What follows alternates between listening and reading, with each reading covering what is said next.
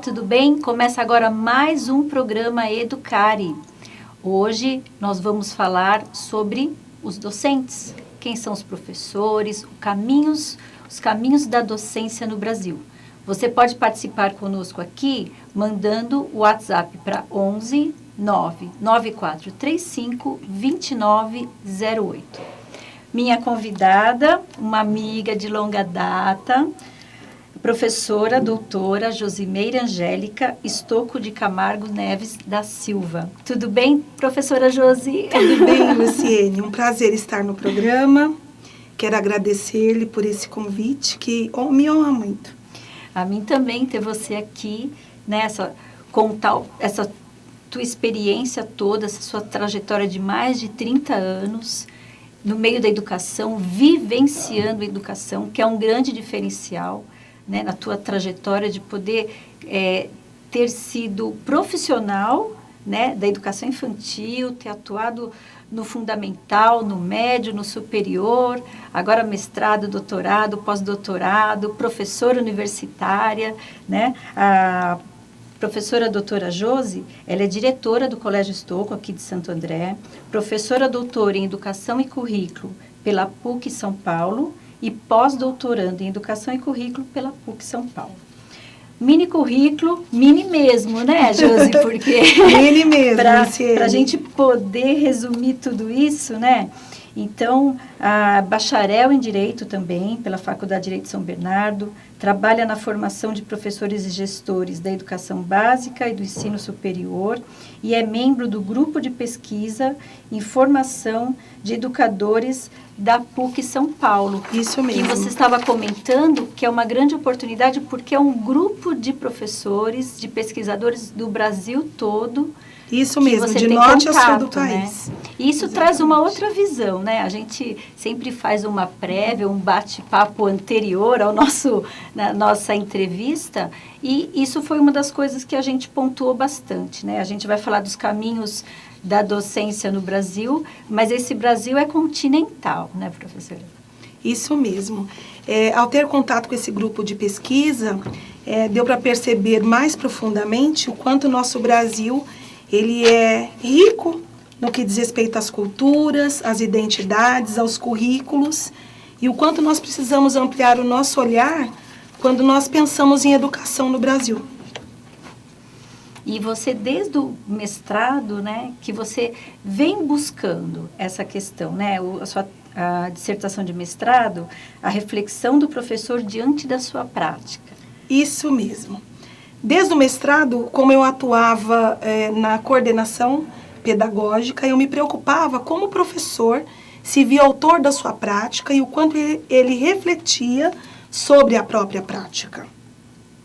Porque o professor, ele pode elaborar os seus planejamentos, mas ele tem toda uma orientação do coordenador, do diretor, de uma diretoria de ensino, de uma secretaria de educação, enfim. No nosso país, há legislação sobre educação. Uhum. Então, ele tem autonomia até que ponto?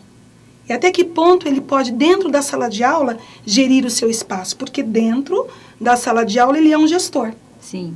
Mas até que ponto ele tem essa autonomia? Então, quando eu fiz o mestrado, eu quis saber deste professor, fiz a pesquisa com 34 professores, para entender como é que ele refletia sobre a prática. Antes da prática, ou seja, antes dele entrar na sala de aula e após ter dado a aula, sendo que durante a aula ele também reflete sobre a prática. Porque o contexto da sala de aula pode trazer situações para as quais ele não havia feito nenhum planejamento. Então, eu quis saber deste professor como ele atuava. E foi bem interessante. Eu fiz a pesquisa com professores da educação infantil e do ensino fundamental. Que era a área na época que você atuava. Que eu atuava, exatamente. E eu acho muito interessante essa questão de quem está fazendo uma pesquisa, na área da educação principalmente, que a pessoa atue na área. Porque é muito diferente você ter a teoria do que é uma escola, do que é uma situação de sala de aula, lidar com pais e professores e vivenciar a escola. Isso mesmo, Luciene. Quando você vive o chão da sala de aula, você consegue ter percepções que uma outra pessoa que apenas leu sobre o assunto, educação, formação de educadores, tem. Então, eu pude conciliar a teoria com a prática, até porque os professores também têm os seus saberes. Os professores não estão esvaziados de saberes.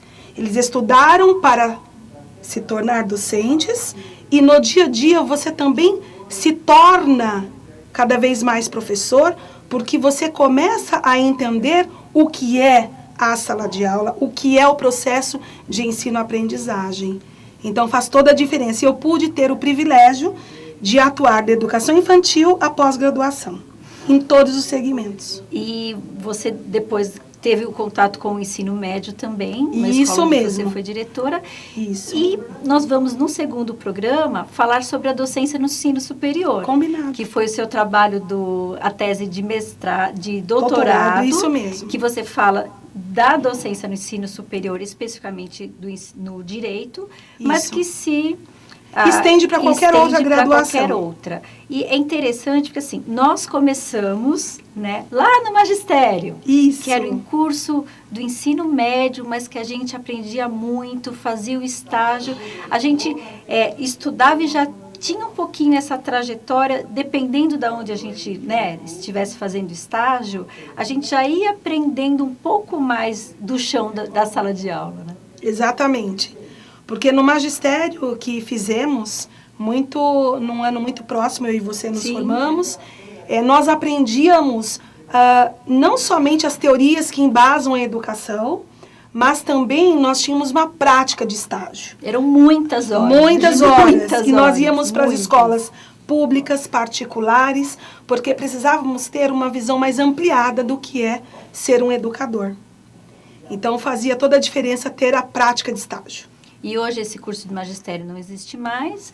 O que existe para a formação de professor é o curso de pedagogia. Sim. Sem contar as especialidades. Sem né? contar as especialidades. Então, nós porta de temos, entrada. inclusive, a oportunidade no nosso colégio de termos várias estagiárias e estagiários. Os homens são a minoria na educação básica, pelo menos onde eu atuo. E esses estagiários, eles têm a possibilidade de aprender no dia a dia, junto aos professores, coordenadores e com os próprios alunos.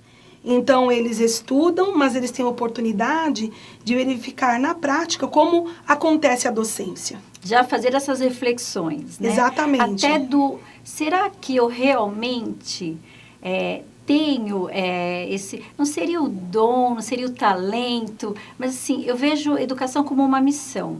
Porque lidar com outras vidas, porque educação, primeiro que não dá para você prometer. Eu vou fazer isso, vai acontecer aquilo... Né? Porque é um universo de pessoas numa escola que não é uma ciência exata. Não, é diferente de uma indústria, uma fábrica de automóveis, em que você inicia com aquela peça e ao final você tem um carro. Sim. Em educação, você contribui com a família, você é parceiro desta família e você não tem um produto ao final do ensino médio, ao final da faculdade, porque é um processo de humanização. Então, você, nesta contribuição, nesta mediação, você dá possibilidades de aprendizagem nos diferentes conteúdos, porque o processo não acontece somente na dependência do professor, do profissional que ensina. Depende do aluno, do contexto onde ele está inserido. É muito complexo dizer sobre formação deste ser humano. E muitas vezes nós não vamos ver que sujeito esse que nós formamos. Às vezes, nos encontros da vida, nós vemos um aluno que passou por nós, quem ele se tornou, qual profissão ele seguiu, mas não dá para dar uma garantia de nada. O que dá para você garantir é que você, enquanto educador, fará o seu melhor para que este sujeito, num processo de humanização, tenha a possibilidade de aprender, tenha a possibilidade de potencializar as suas capacidades para que ele atue no mundo, nessa sociedade contemporânea. Independente da profissão Independente da profissão que ele vai seguir. Isso é um ponto importante que a escola e o professor tenham essa visão, até para não se frustrar. Sim. Porque senão você cria, não, eu fiz a aula perfeita e não foi assim que funcionou. Isso foi algo que você investigou durante o seu trabalho do mestrado, né? Do mestrado, porque como na hora que ele sente, né, essa aula, essa sala de aula, antes, durante e depois da aula? Isso, até porque você prepara a aula de acordo com o conteúdo que você precisa dar para aquele ano escolar. Porque nós temos uma base nacional comum e que as crianças, os adolescentes, enfim, os estudantes precisam aprender.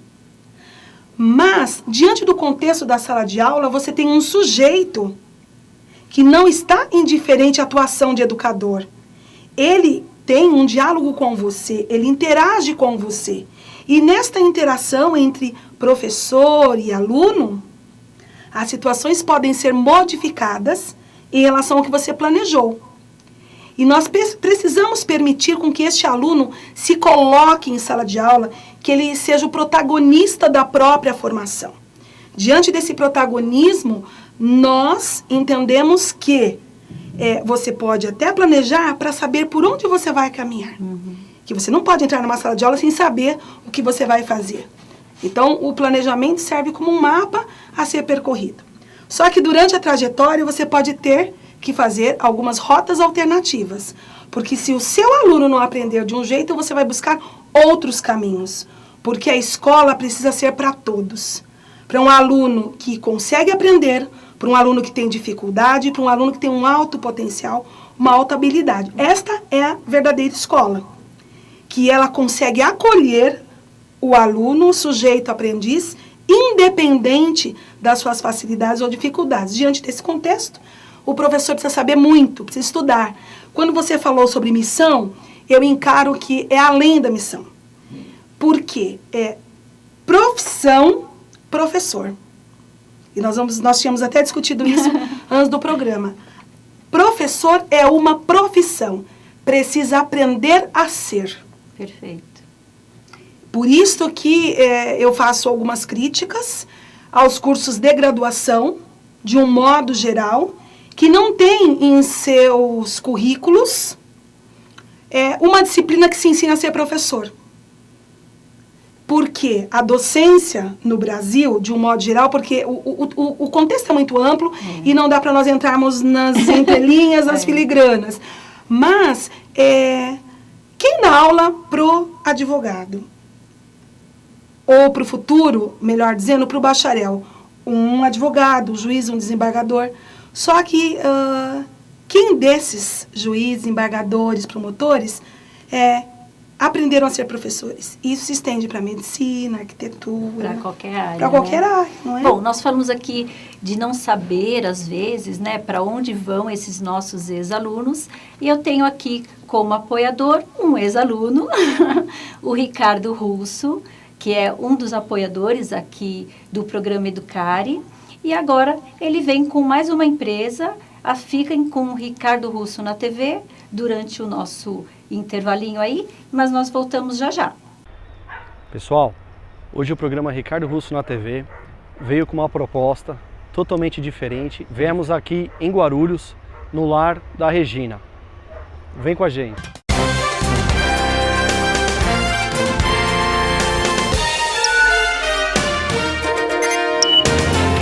Estamos aqui no lar da Regina. É uma associação que cuida de cães e gatos. Estamos aqui com a dona Regina. E, dona Regina, o que é o lar da Regina para a senhora? Eu comecei com o lar da Regina em 2008, onde eu comecei resgatando animais de rua. E o intuito era trabalhar, batalhar pela adoção deles, tudo. E com o tempo, eu comecei a receber muitas denúncias, muitos animais abandonados, muitas denúncias mesmo de pessoas que não cuidavam dos animais. E aí eu comecei a verificar as denúncias, a partir do momento que eu montei a ONG, que é uma associação, né? Montei a ONG e comecei a verificar denúncias. Aí tem denúncias que você vai ver que você não consegue deixar o animal. Então você acaba pegando e trazendo para a associação. Pessoal, estamos aqui com a Helena, que também é voluntária aqui no Lar Regina. Ela vai estar contando um pouquinho pra gente aí sobre o trabalho que elas vêm fazendo. Oi, pessoal, tudo bem? Então, eu sou voluntária do lar desde 2008, né? Eu ajudo nas adoções, captação de recursos, né? E o lar da Regina, a gente entende assim, que é um lugar onde os animais, eles conseguem refúgio até serem adotados, né? É importante a gente frisar que todos estão para adoção. Helena, eu gostaria de saber, quem quiser adotar um animal, onde que acha aí o Lar da Regina? Tá, hoje nós temos uma página no Facebook, tá? Lar da Regina, Associação de Proteção aos Animais.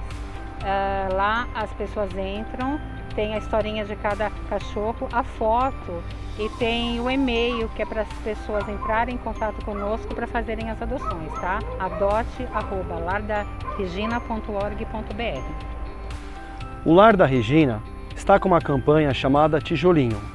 Dona Regina, explica pra gente o que é essa campanha do Tijolinho. Então, essa campanha é uma campanha que vai arrecadar de cada pessoa R$10 para ajudar na construção dos canis. O espaço nós já temos, só falta agora construir os canis. E para isso nós estamos fazendo essa campanha de R$10 por pessoa. Pessoal, quem puder ajudar, entre em contato. Aí embaixo vai estar o endereço de site, e-mail, página no Facebook. E gostaria de agradecer aí a oportunidade e parabenizar vocês pelo trabalho maravilhoso e iluminado que vocês estão fazendo.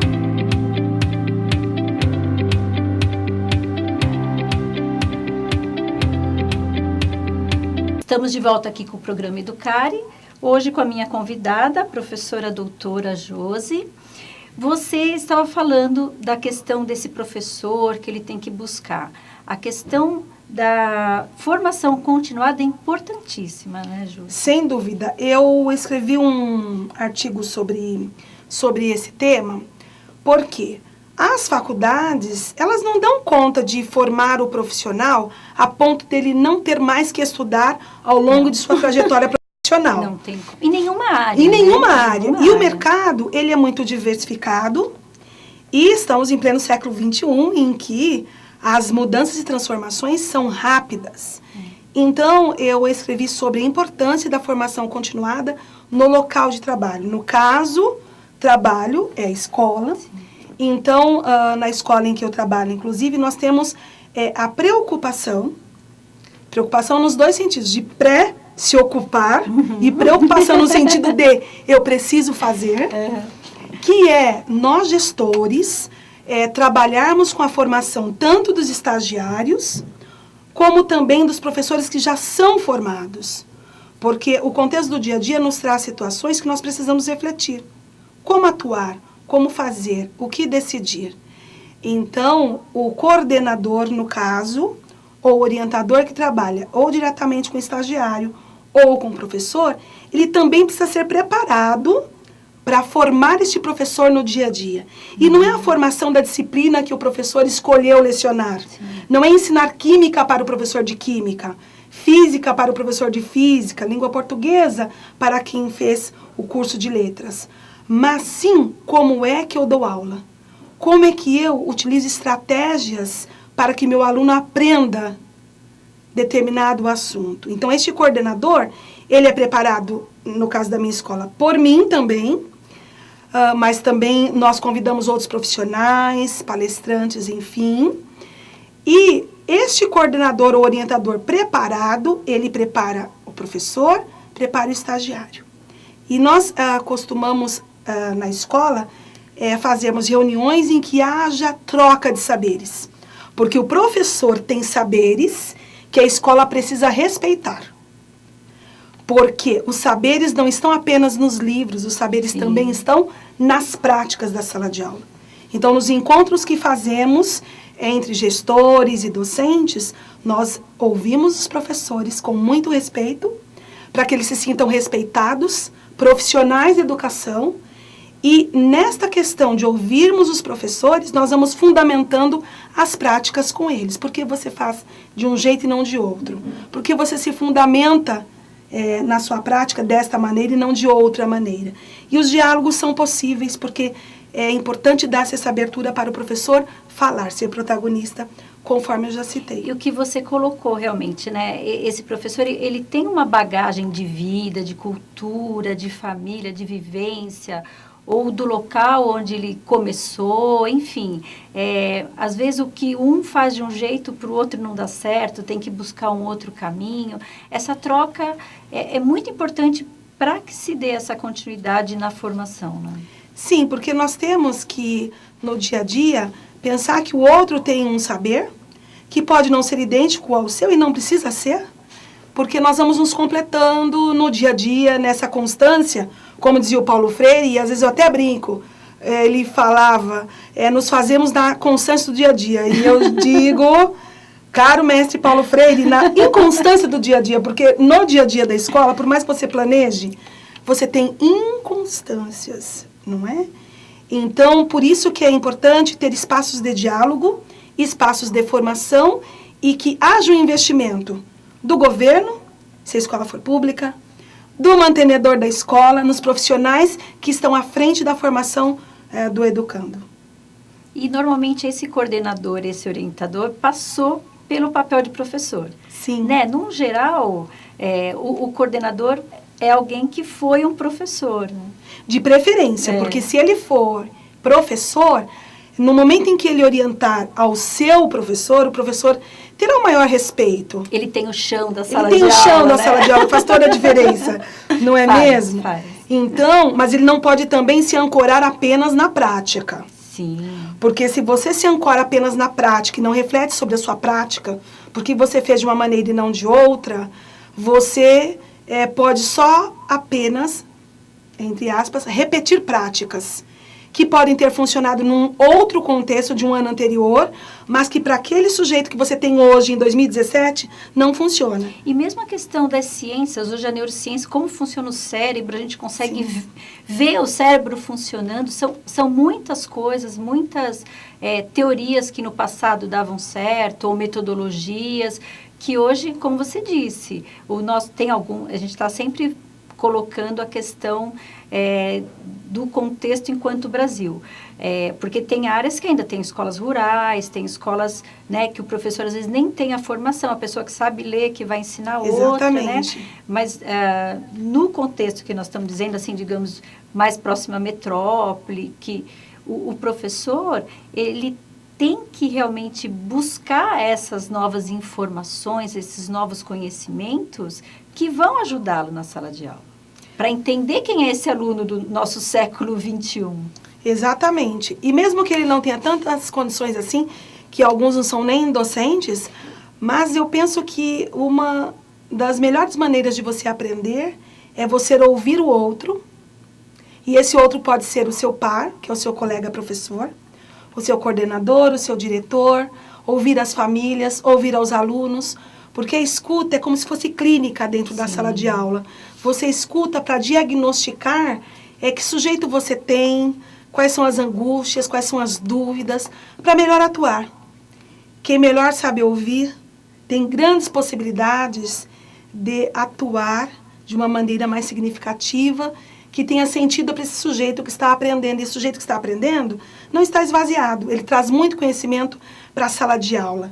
Eu penso que cada vez mais nós precisamos trocar saberes, trocar experiências uns com os outros e validarmos aquilo que é muito bom, que funcionou, e aquilo que não funcionou neste contexto pode funcionar num outro. Mas quanto mais eu refletir sobre as minhas práticas, escutar as práticas dos outros, eu me enriqueço enquanto profissional da docência. E não dá para ser um professor mais ou menos, né, Josi? Não. Eu ouvi uma notícia, um tempo atrás, quais as profissões que são mais procuradas como bico. E até tinha lá, gerou toda uma polêmica, foi no jornal de Campinas, enfim, de grande circulação. E aí houve essa questão de algumas pessoas, isso é um absurdo, mas isso é uma realidade. Porque muita gente fala assim, eu vou dar umas aulinhas. Isso, infelizmente. Para complementar a renda. Isso, infelizmente. Até porque a docência, e nós também falamos disso antes do início do programa, a docência não é a primeira profissão de muitas pessoas, de muitos profissionais. Então, eu estou desempregado. Ah, mas eu sou formado em Quem sabe eu consigo algumas aulas. Então, infelizmente, ainda neste país, a profissão professor não é valorizada como deveria, porque todos os profissionais passaram pelas mãos de um professor. Sim. De alguém que Sem ensinou o que exceção. sabia. Sem exceção. E aprende-se a ser professor. Eu posso ser um excelente arquiteto. Essa informação da área da arquitetura, ela é interessante para dentro dos muros da universidade, mas o fato de eu ser um grande arquiteto não quer dizer que eu seja um grande professor. Por isso que, retomando a questão anterior que eu comentei, que, na minha visão, no nosso país, deveria ter, nas graduações, uma disciplina que seja eletiva, para que as pessoas possam pensar que a docência pode ser uma opção da minha profissão. Em sendo uma opção, eu preciso aprender.